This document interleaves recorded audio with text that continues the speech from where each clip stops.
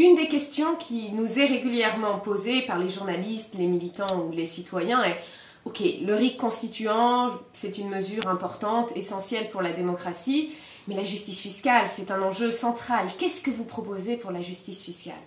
En fait, le RIC constituant, à lui seul, permet vraiment d'instaurer la justice fiscale, plus que n'importe quelle promesse, petite mesure politique qui consisterait à rétablir un impôt, par exemple, sur la grande fortune, ou annuler une taxe qui pèserait particulièrement sur les bas revenus. Et je voudrais expliquer en quelques mots pourquoi.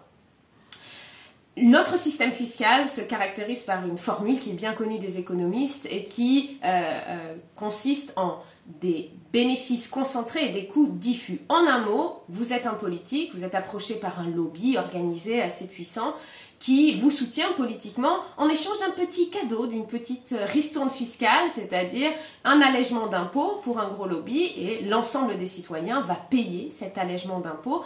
Mais ce sera assez indolore puisque même un cadeau fiscal à 4 millions d'euros réparti sur l'ensemble des personnes payant des taxes, pas très lourd, c'est quelques centimes au final.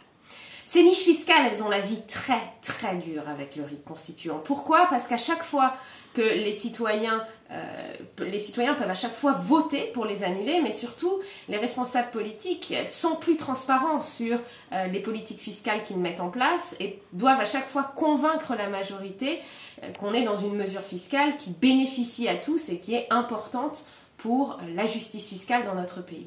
Par ailleurs, tous les pays qui ont le RIC constituant se caractérisent par des soutiens beaucoup plus forts aux petites et moyennes entreprises et à l'absence de cadeaux fiscaux pour les grandes multinationales, particulièrement dans des périodes de crise.